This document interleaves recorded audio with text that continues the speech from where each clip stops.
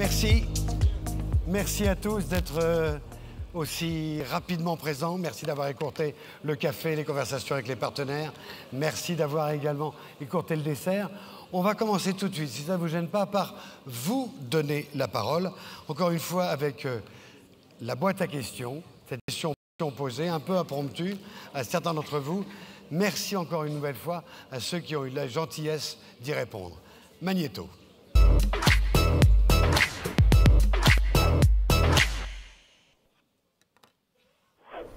Moi, je suis pas meilleur à celle-là, en fait. Hein. 88% du... Non, pardon. Là, je m'en préparais. Là, je partais. C'était un bon début. Ouais.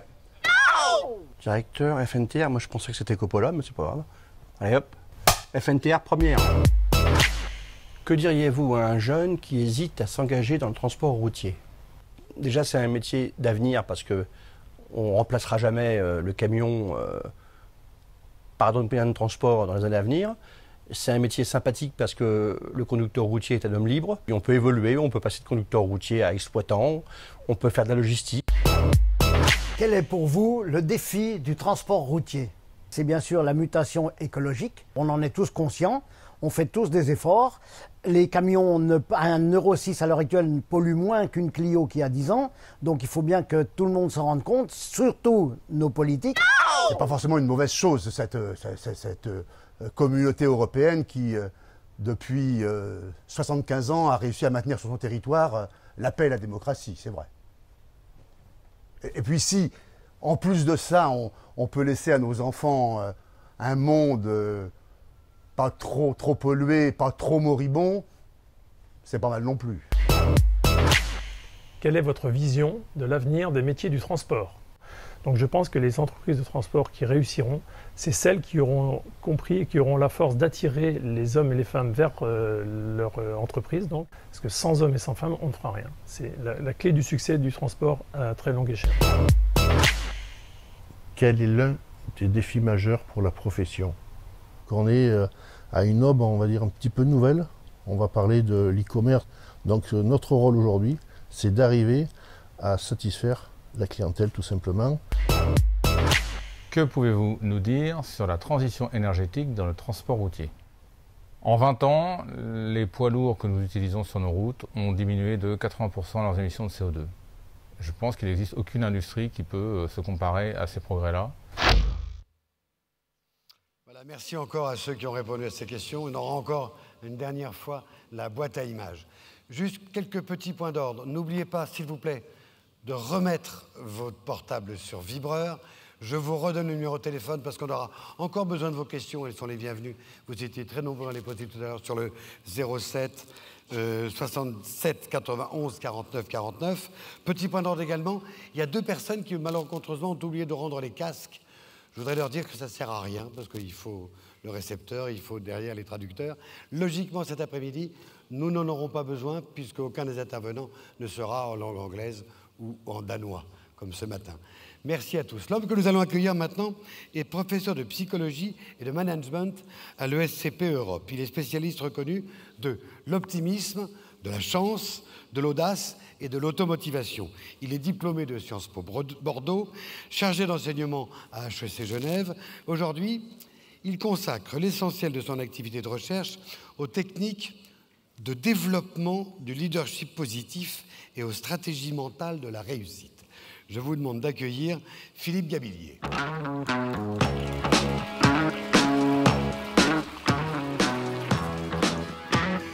Merci. Merci d'être avec nous aujourd'hui. Vous vous définissez, Philippe, comme un baby-boomer tardif et un peu psy sur les bords. Oui, tout faux. C'est très important parce qu'il faut comprendre que le problème est là. Déjà, en tant que baby-boomer, mes enfants me disent que j'ai tout cramé. Alors déjà, ça fait plaisir. Et ensuite, je suis psy, donc il faut savoir que je suis un psy des années 70, moi. Donc toute ma vie, j'ai appris à gérer le malheur, la déprime, le burn-out et le stress. D'accord. Et vous avez décidé de changer. Et un jour, je me suis vendu à l'ennemi. Je me dis, tiens, si pour la deuxième partie du parcours, je m'intéressais à la joie, à la bonne humeur, à l'optimisme, c'est pour ça que je suis là. Pas mal. Fondateur de l'université de... Cofondateur de la Ligue des optimistes la de Ligue France. des optimistes. Avec Jean d'Ormesson et Eric Orsena, absolument. Oh là là, bien. Rien que du beau monde. Vous avez 32 minutes, parce que j'ai un peu mordu. Eh ben, on va faire avec. Voilà, merci. Merci. Merci beaucoup, Jérôme. Au revoir. Bien, bonjour. Bonjour à toutes et à tous. Alors, vous imaginez un spécialiste d'optimisme, hein, c'est quand même très curieux quand même, hein, pour démarrer une session, un congrès d'une fédération professionnelle. Mais pourtant, moi, c'est toujours ce qui m'a intéressé. Dans le fond, ce qui m'intéresse, vous voyez, comme vous, je présume, j'aimerais, moi, qu'il fasse beau. Mais qu'il fasse beau dans la vie des gens, enfin, qu'il fasse beau aussi dans les affaires, hein. Parce que, vous voyez, regardez, quand il fait beau dans les affaires, qu'est-ce qui se passe? Quand il fait beau dans les affaires, généralement, ça prospère autour. Il se passe des choses intéressantes. En revanche, parfois, il pleut. Alors, il pleut dans nos vies, hein. Alors, des fois, c'est un petit crachin. Parfois, c'est pas un petit crachin, hein. Parfois, la situation devient un peu compliquée. Et alors, en plus, quand on est un professionnel et qu'on est un peu motivé par ce qu'on fait, on a en plus parfois l'impression qu'il pleut, en fait, surtout sur nous. Et alors, pour peu qu'on soit dans le transport, on trouve quand même que ça devient un petit peu compliqué de gérer tout ça. Alors, quand on est face à ça, qu'est-ce qu'on fait? Vous avez plusieurs solutions, hein. On peut chouiner. Oh, c'est la faute. Alors, c'est la faute à qui vous voulez. Bon. Alors, il y a ceux aussi qui prennent ça par le mépris, vous voyez, rien à faire, de toute façon, il peut pleuvoir, c'est pas mon problème. Et puis il y a tous ceux qui se disent, écoutez, il pleut, puisqu'il pleut, on va essayer d'en faire quelque chose, et pourquoi on n'essaierait pas de chanter sous la pluie? Alors si ce n'est que là aussi, les psys arrivent. Pourquoi il y a des gens qui chantent sous la pluie? Ça a l'air évident comme ça, mais ça ne l'est pas. Par exemple, vous dites, un psychanalyste, vous lui dites, le type il chante sous la pluie, là, comment ça se fait? Il va vous dire, ben, c'est normal, hein. Il ne se rend pas compte qu'il pleut. Il est dans le déni total, le mec. Ah bon? Alors le psychiatre, lui, au contraire, va vous dire, non, non, mais oulala, il sait parfaitement qu'il pleut. Mais ça l'excite. Être mouillé, c'est son truc, vous voyez le genre. Là-dessus, il y a toujours un économiste qui va arriver, qui dira, écoutez, ce monsieur fabrique des parapluies, alors c'est un peu logique, vous voyez, qu'il soit content.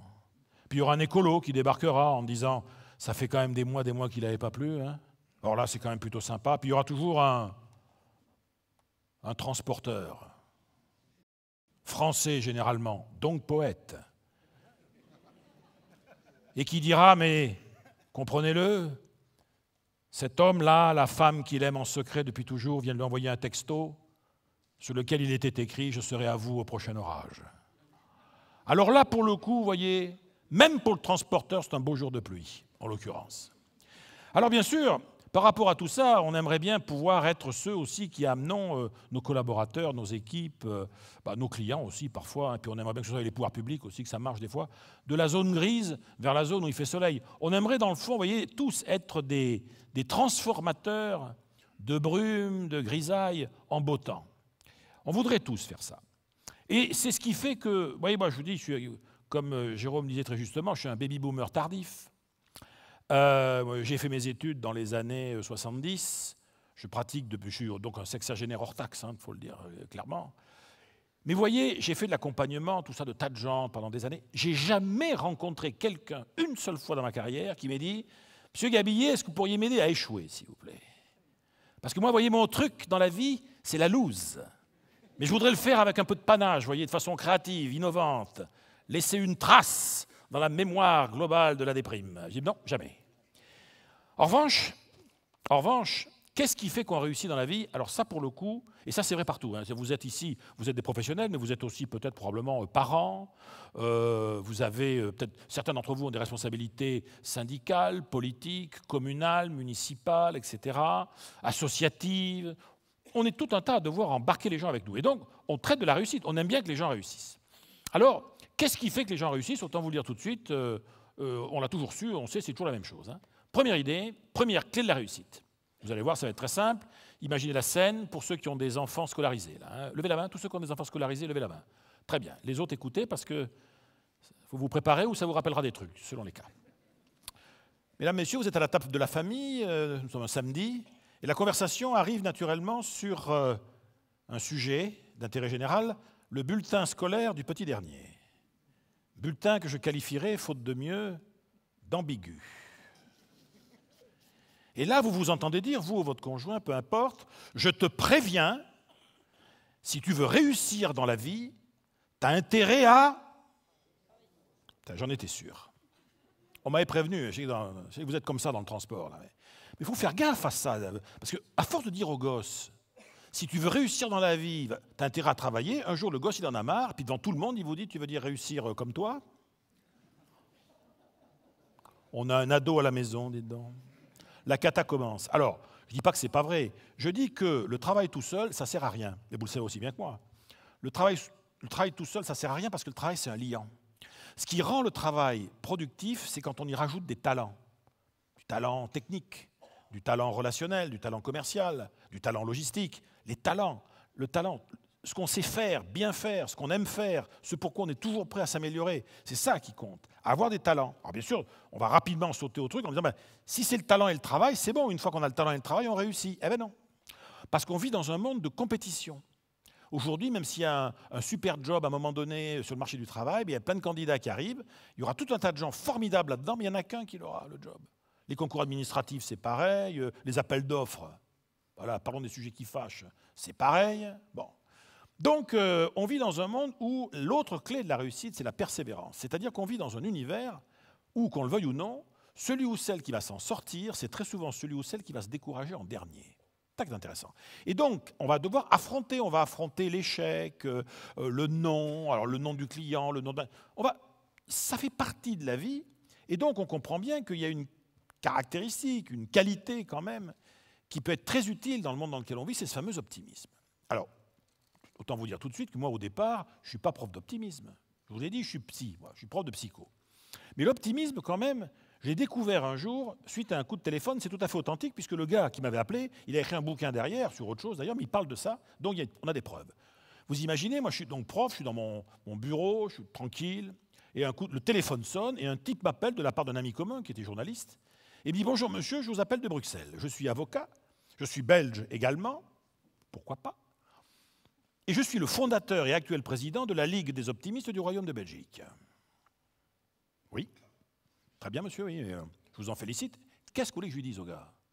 Le français, c'est resté courtois. Il dit, bon, donc, il me dit, j'ai aussi créé une ONG, monsieur, nous sommes présents dans 17 pays, 75 000 membres, optimistes sans frontières. Alors, je dis, c'est pas mal.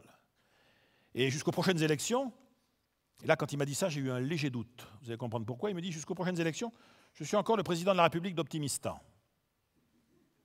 Plaît-il? Oui, c'est un État virtuel que nous avons créé avec des hommes politiques, des intellectuels et des artistes du nord de l'Europe.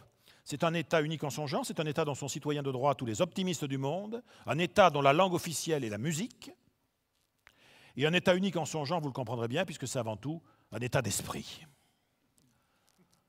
Alors là, je dis, ça va, je suis tombé sur un frappé. Vous me direz, j'ai l'habitude, je les attire. Mais là, celui-là, il était quand même pas mal. Je dis, mais monsieur, pourquoi vous m'appelez moi? Il me dit, je vous appelle parce qu'on se développe dans l'Europe entière, et au niveau optimisme, il y a un pays avec qui il y a un problème. Vous savez ce que disait Michel Audiard, hein? En France, si les pessimistes volaient, ben, il ferait nuit. Alors je dis, oui, mais ça, monsieur, c'est un... Oui, non, on ne peut pas dire ça, c'est trop simple. Quoi. Les Français ne sont pas pessimistes. Pas que... Non, non, mais vous avez raison.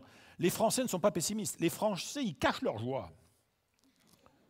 Le Français, depuis tout petit à l'école, depuis l'école maternelle jusqu'au bac, voire après, on lui a appris un truc, c'est que comme il est français ou qu'il est scolarisé en France, le marqueur numéro 1 de son intelligence, c'est le doute, le scepticisme, l'esprit critique, la déconstruction. Résultat des courses. Qui, ici, a été scolarisé sur le territoire national? Levez la main. Bon. Mais vous voyez, malgré nos différences d'âge, nos différences peut-être de formation, d'univers, tout, on a tous un point commun, on a tous été scolarisés ici, et bien on a tous un point commun, on ne nous la fait pas. C'est tout le problème du français. Quand un truc va bien, c'est louche. Quand un truc va bien trop longtemps, c'est carrément suspect. Il y a magouille. Bon, c'est comme ça. Qu'est-ce que je vous dise, moi? À partir de là, on s'est dit, l'optimisme, on va chercher ce que ça donne. Alors, vous allez sur Google, ça vous calme de suite, hein, parce que vous tapez déjà pessimisme, paf, 1 820 000 pages. Alors après, optimisme, plus, moins, qui dit mieux? Oui, oui. Qui dit plus, là, on va tester quand même, au niveau de la profession, ce que ça donne. Qui dit il y a plus d'optimisme que de pessimisme sur le web? Vous avez mangé quoi à midi? C'est bon pourtant, hein? Mais vous voyez, on n'est jamais à l'abri d'une bonne surprise. Il y en a 5 fois plus.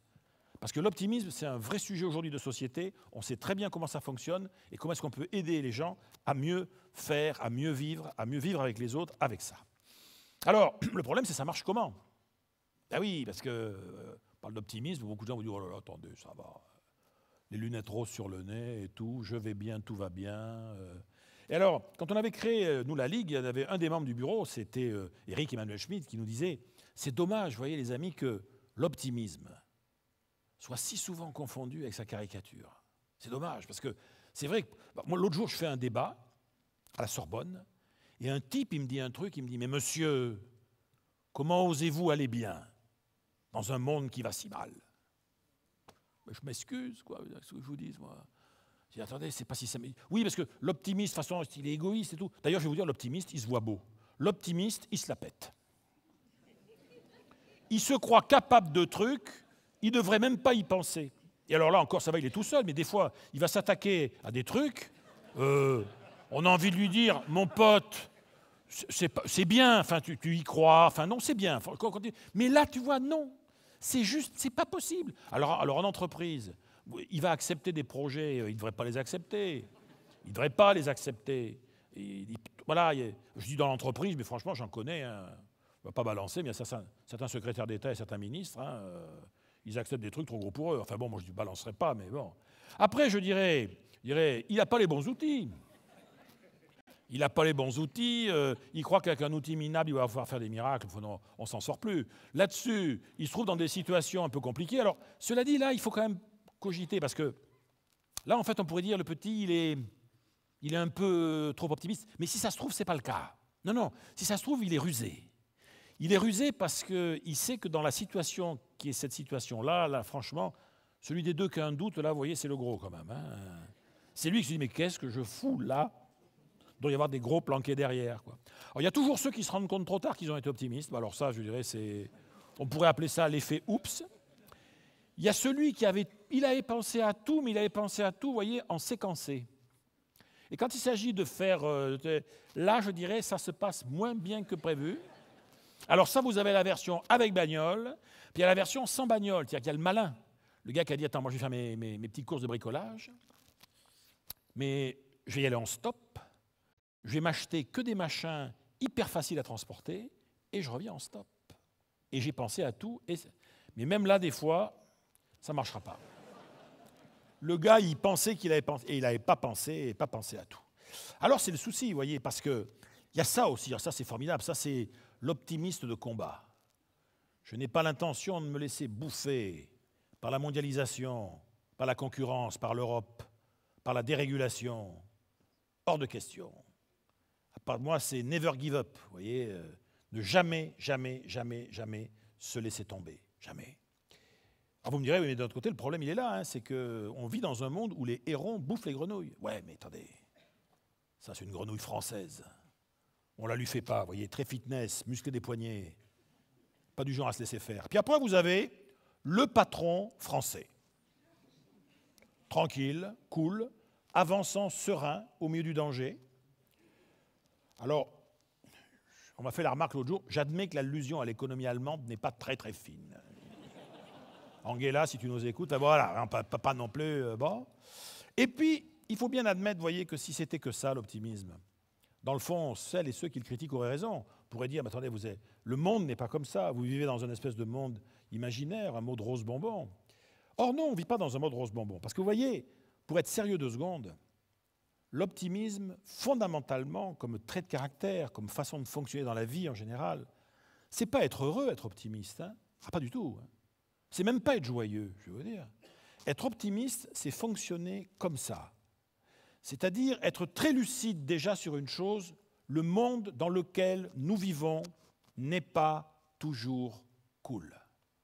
Le monde peut être difficile, dangereux, incertain, toxique. Mais voyez là, dans ces 2 situations-là, l'environnement global n'est pas favorable, c'est pas génial, quoi. Et pourtant, dans cet environnement, aussi contraignant soit-il, il se passe quelque chose d'optimiste, c'est-à-dire que c'est la vie, le vivant, qui est en train de tenter de retrouver son chemin. Je dis bien de tenter. Un optimiste, c'est un homme ou une femme qui, dans des situations obligatoirement difficiles, dit tant qu'à faire, je vais faire des paris. Je vais parier qu'au bout du compte, l'intelligence gagnera sur la bêtise. Au bout du compte, je vais parier que l'innovation gagnera sur l'obsolescence. Je vais parier que de toute façon, la paix finira par gagner sur la guerre et que tôt ou tard, la santé n'en finira pas de gagner des batailles contre la maladie. Mais attention, c'est un pari, hein. Un pari, ça se perd parfois. Mais qu'est-ce que je vous dis, moi? Ça s'appelle la vie. Ça peut. Mais si on ne pariait pas, vous pensez qu'on créerait des entreprises? Quelqu'un qui crée une entreprise aujourd'hui fait un pari. Quelqu'un qui crée une famille fait un pari. Mais je veux dire, quelqu'un qui se marie fait un pari. Vous vous rendez compte que le concept d'amour éternel, ça a été inventé à une époque où l'espérance de vie était de 30 ans. Alors imaginez bien que si on commence à raisonner statistique, on est mal barré. Enfin, voilà. Comme dit mon épouse, on s'est marié pour le meilleur et pour le pire. Je parie que le meilleur viendra un jour. Enfin bon, peu importe. Non mais bon, c'est une remarque personnelle. Voilà, oui, donc l'idée, elle est là. L'idée, c'est qu'un optimiste, c'est pas quelqu'un qui positive la réalité. Un optimiste, c'est quelqu'un qui, dans sa vie professionnelle, avec ses collègues, ses collaborateurs, ses pairs, va optimiser la réalité. Dire, écoute, voilà, qu'est-ce qu'on pourrait faire de différent, de mieux, avec ce qu'on a aujourd'hui? Ce qu'on a, ce n'est pas idéal. C'est OK, mais avec ce qu'on a, et si on tentait de fonctionner différemment? Vous voyez, d'ailleurs, moi, je ne dis plus beaucoup maintenant, je ne dis plus être optimiste, ça ne veut rien dire être optimiste. Si, c'est un trait de caractère, mais peu importe. Ce qui compte, c'est d'agir en optimiste. C'est-à-dire de se dire que dans les rôles sociaux, les rôles professionnels, les rôles citoyens qui sont les nôtres, on va affronter les difficultés, les incertitudes, mais plein cadre, hein, s'il le faut, mais de la façon la plus confiante et la plus active possible. Seulement, pour ça, il faut avoir 2-3 outils, vous voyez ce que je veux dire? Alors, c'est quoi les outils? Les outils, déjà, il y a un outil de perception. S'appuyer en priorité sur ce qui va bien. Le verre à moitié plein, c'est que ça. Hein? Le verre à moitié plein, c'est se dire, dans un verre de très bon vin à moitié plein, la partie intéressante, c'est quand même la partie qui est à moitié pleine. Et je vais vous dire, si le vin est très très bon, en plus, même dans la partie à moitié vide, il y a l'arôme. Donc, c'est jamais combat totalement vide. Donc, c'est regarder le monde sous cet angle-là. Il y a un vieux proverbe oriental qui dit « Quand mon meilleur ami est borgne, je le regarde de profil ». Voilà, c'est Picabia, le peintre, disait « Les pessimistes, ils ont un souci quand même. Ils sont persuadés que toute journée entourée de nuit. » C'est une erreur d'appréciation colossale. C'est le contraire. Heureusement, d'ailleurs, c'est chaque nuit qui est entourée de 2 jours. Alors, Coco Chanel, elle était coquine un peu, Coco Chanel. Alors, Coco Chanel avait dit un truc, moi je trouve toujours formidable. Elle avait dit « Les femmes pessimistes sont persuadées que tous les maris sont volages. Les femmes optimistes espèrent bien que c'est vrai. » Coquine quand même, hein? Bon. Alors bien évidemment, moi je raconte ça en entreprise, souvent, il y a un dirigeant l'autre jour qui me dit « Monsieur Gabier, vous vivez dans un monde où vous avez des optimistes et des pessimistes, mais moi je suis chef d'entreprise, monsieur. Moi, il faut aussi que je dise, là, les contrôleurs de gestion. » Je dis « Quel rapport ?» Il dit « Ben oui, parce qu'un contrôleur de gestion, monsieur, mais c'est-à-dire ?» Il dit « Je vous explique. Un optimiste, il va vous dire le verre est à moitié plein.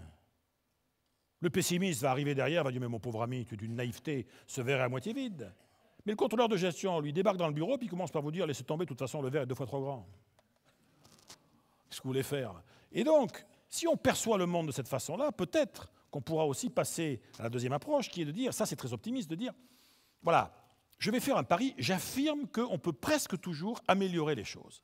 On peut presque toujours optimiser. Le champ des possibles est plus intéressant que le champ des impossibles. Mais pour pouvoir faire ça, il va falloir agir. Et c'est vrai que ce qu'on aime, c'est agir. Vous voyez, croire au pouvoir de l'action. Parce que des fois, il se passe des choses, on dit, mais ça ne marchera pas. Il y a ça. Ah, puis il y en a une que j'aime beaucoup, moi. Tiens, ça, c'est celle-là. Celle-là, je la trouve formidable, ça. Ça, je trouve ça incroyable, ça. Et 1, 2, 3, 4, bing, clic, clac, Kodak, et hop, hop, hop, hop, c'est parti. Ça, je veux dire, ça, je ne sais pas comment ils ont fait, mais le coup des pneus, c'est pas mal. Et autant je suis sûr que le premier, c'est un fake, le deuxième, celui-là, c'en est pas un, vous voyez. Donc tout ça pour vous dire que je préfère vivre, c'est pas moi qui disais ça, c'était Milan Kundera qui disait « Je préfère vivre en optimiste et me tromper que vivre en pessimiste, pour la seule satisfaction d'être le gars qui a eu raison. » Et je vais vous dire, dans nos métiers, parce que c'est vrai dans votre monde, qui est le monde du transport, c'est vrai dans tout le monde industriel, c'est vrai dans le monde des services, c'est vrai dans le monde du commerce, c'est vrai dans le monde de l'enseignement supérieur, c'est vrai dans la vie de famille. Enfin, si vous ne pensez pas que l'optimisme, votre optimisme, puisse motiver vos équipes, mais il n'y a aucun souci. Hein. Essayez avec le pessimisme et on en reparle. Voilà, c'est tout. Hein. Je ne peux pas mieux vous dire. Hein. Bon. Alors, à côté de ça, le bon choix, c'est quoi? L'optimisme peut être dangereux. Je ne vais pas vous dire le contraire. Hein. Parfois, on est optimiste et on prend des risques. Je ne vais pas vous dire le contraire. Hein. C'est vrai. C'est vrai, on fait le malin et voilà. Alors, cela dit, le vrai optimiste, hein, le vrai, lui, là, il est en grand danger, le gars, quand même. Mais imaginez que ça tourne mal. Ça peut arriver. Mais si c'est un vrai optimiste, eh bien, je ne vais pas vous dire, mais il y croit quand même. Il continue. Il est à fond, le gars. Il est à fond. Alors, parfois, effectivement, on prend des risques quand même, non seulement pour soi, mais pour les autres. Voire même des fois, on prend des risques pour, je dirais, des choses qui nous tiennent particulièrement à cœur, vous voyez. Mais vraiment, vous voyez, on prend des risques... D'ailleurs, assez rigolo ça, parce que vous voyez, c'est marrant, à chaque fois que je fais ça, tu vois, on entend un éclat de rire, plein de dames qui rigolent, et on entend au coup des centaines de messieurs en même temps qui font « Ah, ah, ah !» C'est étonnant, hein, c'est la télépathie, c'est un peu curieux. Voilà, alors, le principe de précaution, vous voyez, il a ses limites, hein, parce que franchement, des fois, c'est tellement compliqué, le danger est tellement fort que, précaution ou pas précaution, on se met quand même en danger. Alors, juste pour dire deux mots, le point commun, vous voyez, entre le nageur, le souriceau et le chauffeur du bus, c'est que dans ce cas très précis, là, à cet instant précis, et c'est la seule limite qu'on peut donner à l'optimisme en tant que stratégie d'action dans sa vie, vous voyez, là, s'ils se plantent, ils sont morts. Donc il y a un risque vital. Chaque fois qu'il y a un risque vital, je suis en train de mettre en risque ma vie, un client, la réputation de mon entreprise, mon bas de bilan, mon haut de bilan. Vous voyez, dès que quelque chose qui a vraiment de la valeur, on le met en risque, attention, peut-être que l'optimisme n'est pas à recommander. Mais on peut, pourquoi pas, sauf si, comme dans ce cas-là, on a à la fois un risque vital et en même temps une absence de contrôle. Parce que là, si vous êtes face à une situation de vie où il y a risque vital, absence de contrôle, là, il n'y a pas à tortiller, là, il y a danger. Et dès l'instant où il y a danger, il va falloir fonctionner différemment. Parce que peser le contre, peser le pour, ça fait partie, je dirais, de la façon dont un individu fonctionne dans sa vie. Je pense qu'il faut le faire. Et on est en permanence tiraillé, vous voyez, entre l'optimisme et le pessimisme. Parce que nous avons à l'intérieur de nous-mêmes, dans notre cerveau, dans notre expérience de la vie, les deux modes de fonctionnement. Face à certaines situations, c'est votre optimiste qui va emporter, et puis vous allez finir par dire, allez, on va quand même tenter le coup. Il y a un risque, mais on va tenter. Et puis parfois, c'est le pessimisme qui va gagner. Mais attention qu'il n'y ait pas d'ambiguïté, hein, mesdames, messieurs, le pessimisme, ça ne veut pas dire qu'on renonce. Hein. Ah non, non. Les comportements pessimistes d'action, aujourd'hui en entreprise, ce n'est pas le renoncement. Non, c'est la veille concurrentielle, la veille techno, la veille commerciale, la gestion des risques, le fait de s'assurer, une stratégie d'assurance sur les biens, la vie, les dommages, c'est une stratégie de pessimisme intelligent. Le plan B en stratégie, c'est ça. Le plan B, le plan alternatif. Le pessimisme, ce n'est pas ne rien faire, c'est agir en fonction d'une logique de risque qui nous semble, à cet instant précis, plus pertinente que celle d'opportunité. Mais c'est en aucun cas, ça n'a pas vocation à nous casser le moral, vous voyez. Donc, dans le fond, il vaut mieux être optimiste d'une façon générale pour être plus heureux, mais être optimiste de façon responsable. Je m'explique. Vous tous ici dans cette salle, vous avez deux points communs. Vous avez tous des buts dans la vie, des objectifs. Bon. Et vous avez votre petite idée sur la façon d'y arriver. Donc vous avez des buts, et puis il y a un chemin pour arriver au but. Vous connaissez tout ça. Bon. Vous connaissez des gens, je suis sûr que c'est des optimistes de but. On va gagner plus 30%. On les aura. PSG vaincra. Non, j'exagère là. Mais c'est des optimistes de but. Et puis après, vous avez des optimistes de chemin. Ah, c'est différent. L'optimiste de chemin, il vous dire ça va très bien se passer. Comme à la parade. Vous allez rouler dans la farine, vous allez voir. Ah bon. Après, on a bien sûr des pessimistes de but. On va se planter là. Hein. On va dans le mur. Hein. Ouais. Et puis vous avez les pessimistes de chemin. Puis on va en baver en plus. On va souffrir. Bon. Quand vous croisez les deux, vous avez en gros les 4 attitudes que vous pouvez rencontrer dans la vraie vie. Hein. Première attitude, l'optimiste radical. Optimiste de but et de chemin. On va réussir, ça va être fastoche. Dangereux. Deuxième approche, le déprimé. Pessimisme de but et de chemin. On va dans le mur et on y va vite. Après, vous avez la posture perverse, cynique, dite à la française, un peu tordue quand même. Hein. C'est-à-dire là, comprenez bien, c'est pessimisme de but, optimisme de chemin. On va dans le mur, certes, mais ça nous aura appris des trucs. Au bout du compte, on va se viander gravement, mais on se sera bien marré. Bon, alors, ça, non. Hein. La seule qui est acceptable, c'est optimisme de but, pessimisme de chemin. On va réussir, ça va être difficile. Vous allez guérir, monsieur. Mais il va falloir se battre. Tu l'auras, ton bac, feignant. Mais on va reprendre les choses en main à partir de maintenant. Là, oui, c'est terminé. Netflix, c'est terminé. Maintenant, c'est le bled, le Becherel, la promotion Voltaire. Voilà. Alors, bien sûr, pour que tout ça fonctionne, il faut considérer qu'on est face à une énergie, vous voyez. L'optimisme, dans le fond, c'est que ça. Hein. C'est un choix. À un moment donné, on va choisir dans la relation aux autres, en réunion, en entretien, même parfois individuel, dans la vie de tous les jours, on va essayer de mettre en œuvre une énergie relationnelle qui est très d'époque. Hein. C'est comme certains. C'est une énergie qui est renouvelable, l'optimisme. Vous savez pourquoi? Parce que l'optimisme, c'est une énergie qui augmente au fur et à mesure qu'on la partage. C'est ça qui est intéressant. Alors vous direz, mais comment on fait pour la partager? C'est très facile. Pour fonctionner en mode optimiste dans sa vie, il y a 3-4 trucs qui sont toujours les mêmes.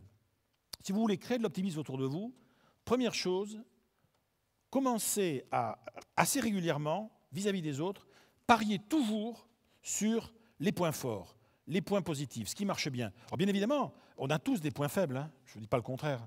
On a même des défauts de comportement, des défauts de... On n'est pas bon en tout, vous voyez. Moi, quand je pense à... Je me dis, il y a quand même beaucoup plus de choses que je ne sais pas que de choses que je sais. Il y a beaucoup plus de choses où je ne suis pas compétent que de choses où je suis compétent. Mais voilà, c'est juste comme ça. Mais je n'ai jamais rencontré quelqu'un dans toute ma vie, et vous non plus, qui a réussi quoi que ce soit de génial en prenant durablement appui sur ses carences. Ça n'existe pas. On est obligé d'identifier là où on est bon et on va le pousser jusqu'au bout. Et le problème, c'est que des fois, on a pris des mauvaises habitudes. Hein. Je parlais du bulletin scolaire des gosses, vous imaginez, votre enfant, si vous avez des collégiens, là, ils vous amènent le bulletin tous les mois, ils flippent, quoi. Ben, c'est logique, il a un bulletin scolaire normal, le gosse, quoi, 50-50, hein. 50 à peu près bien, et puis 50, ça va de très moyen à plutôt moche, et de plutôt moche à franchement tarte, quoi. Enfin bon, c'est la vie. Puis lui, il vous donne ce bulletin tremblant, parce qu'il sait que vous n'allez pas aimer. Eh oui, il ne peut pas savoir, lui, que vous, à son âge, vous aviez que des bonnes notes. Eh oui, c'est sûr. Vous avez remarqué, avec l'âge, la mémoire nous joue des tours. Voilà. Et le gosse, il sait que quand il vous donne le bulletin, il entend votre... Vous savez que le gosse, il entend votre cerveau. Ah oui, oui. Son père ou sa mère prend le bulletin et le gosse, il entend ça. Bon, alors 17 en français, on s'en fout. 16 en maths, on s'en fout. 16 en anglais, on s'en fout complètement. Dis donc, qu'est-ce que c'est que ce 6 en histoire? Et vous avez remarqué, le gosse, il n'est même pas surpris. Il s'y attendait. Il sait que vous l'aimez à votre façon. Ça se paiera plus tard, à l'EHPAD. D'autant plus que le gosse, à ce moment-là, on lui dit des choses qu'on n'oserait pas dire à un collaborateur. Hein. Regardez, même les grands managers ici dans cette salle, vous entendez dire au gosse, tu peux m'expliquer, Kevin, la raison précise de ce 6 en histoire? Pourquoi as-tu eu 6 en histoire? Qu'est-ce que vous voulez que le gosse vous réponde? Eh bien, écoute, dans le fond, je pense que c'était pour t'emmerder. Oui, je me suis dit, j'ai quand même un bulletin avec des bonnes notes, etc. Je vais me prendre un 6 en histoire, ça va bien lui prendre la tête. Je ne te cache pas que sur le coup, l'idée m'a tenté. Mais ça ne va pas. C'est pas possible. Si ce n'est qu'aller discuter pendant 1 minute et demie avec un enfant de ses mauvaises notes, vous pouvez courir derrière pour essayer de rattraper le coup avec les bonnes notes. Alors que c'est que les bonnes notes qui sont intéressantes. Pourquoi tu as eu les bonnes notes? Parce que ça m'a intéressé, parce que j'ai compris, parce que la prof était sympa, parce que j'ai copié. Attendez, personne n'est parfait, hein. On fait avec les moyens du bord, quoi.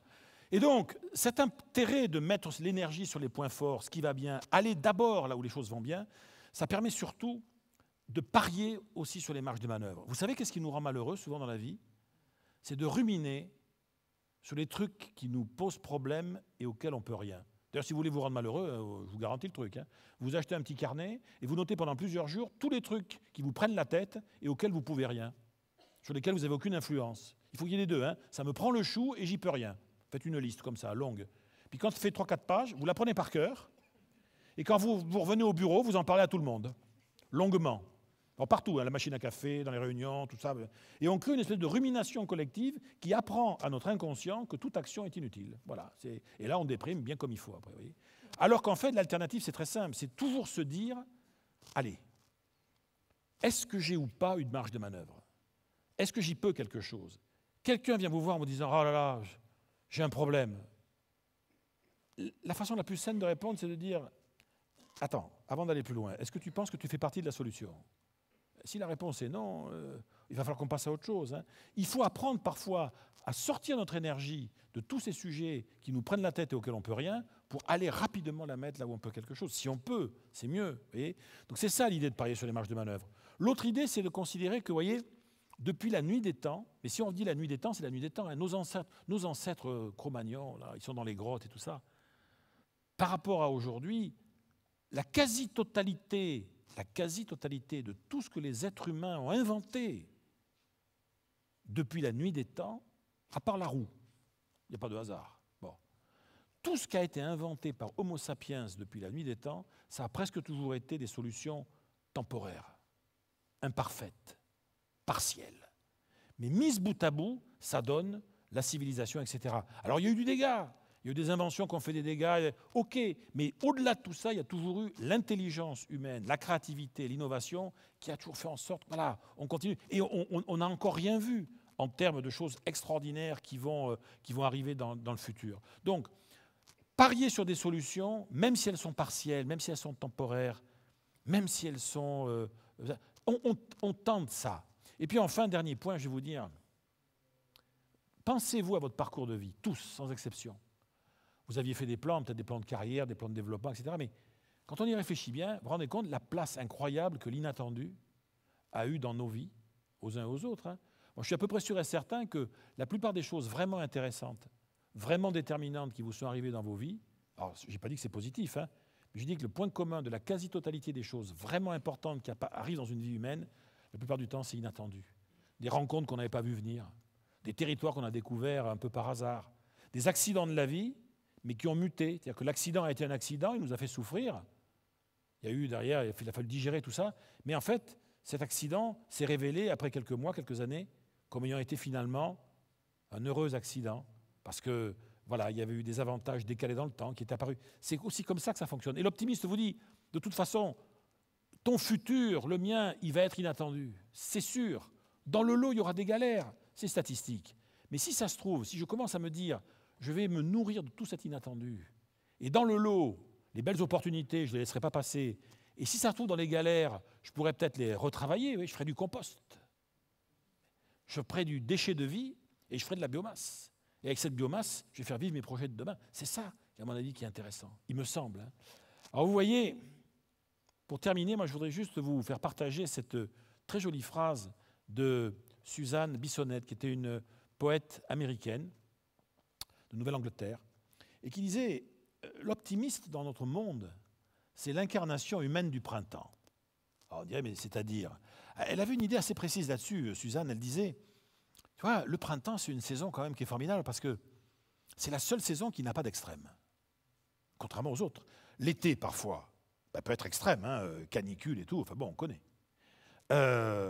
L'automne peut être extrême, trop triste, trop pluvieux, trop gris. On a connu des hivers qui étaient des hivers trop hivers, hein, trop froids, trop... Bon. Mais c'est marrant, vous voyez, le printemps, c'est rare que des gens viennent vous voir en vous disant « Oh là là, cette année, le printemps, trop printemps. Hein. Oh, cette nature qui redémarre, ces fleurs partout. Retomber amoureux tous les 4 matins, c'est insupportable. » Non, non, non, non. On n'est jamais trop printemps, parce que le printemps, c'est là où tout redémarre. On repart, le cycle reprend. C'est la vie. Et bien, vous voyez, imaginez que demain, pris d'une espèce de fièvre optimiste comme ça, dans vos réunions, dans vos relations avec, je sais pas, vos collègues, vos collaborateurs, vos partenaires d'affaires, etc., vous vous mettez à avoir des réflexes optimistes un peu bizarres. Vous vous mettez à avoir d'abord en priorité ce qui va bien. Vous dites toujours où est-ce qu'on a des marges de manœuvre, qu'est-ce qu'on pourrait en faire. Vous dites, mais tentons une solution, même si elle n'est pas définitive. Et puis, de toute façon, on n'est jamais à l'abri d'une bonne surprise. Voyons ce que l'avenir va nous réserver d'inattendu. Imaginez que vous fonctionniez comme ça au quotidien. Ça ne réglera pas tous les problèmes. Mais il se passera un truc incroyable. Vous créerez du printemps autour de vous. Et à quoi est-ce qu'on s'en rendra compte? C'est très simple. À ce que les gens diront de vous. Alors, ils continueront à dire, oh, il a son caractère. Hein. Oh là là. Et puis, elle n'est pas commode quand elle s'y met. Hein. Oh, ben oui, d'accord. Mais ils rajouteront, mais tu vois comment te dire. Quand tu travailles avec lui ou avec elle, quand tu vis avec lui ou avec elle, je ne sais pas à quoi c'est dû, bon sang, il a un truc, mais tu as toujours l'impression que tout pourrait devenir possible. Quelqu'un dont on dira un jour, quoi qu'il dise, quoi qu'il fasse, il n'était pas parfait, elle n'était pas parfaite, mais tu avais toujours l'impression avec lui que les choses étaient possibles et pouvaient redevenir possibles. Ce jour-là, vous êtes redevenu le printemps pour tout le monde et vous n'avez plus rien à apprendre en matière d'optimisme. Et croyez-moi, par les temps qui courent, c'est quand même une excellente nouvelle. Voilà, merci infiniment de votre attention.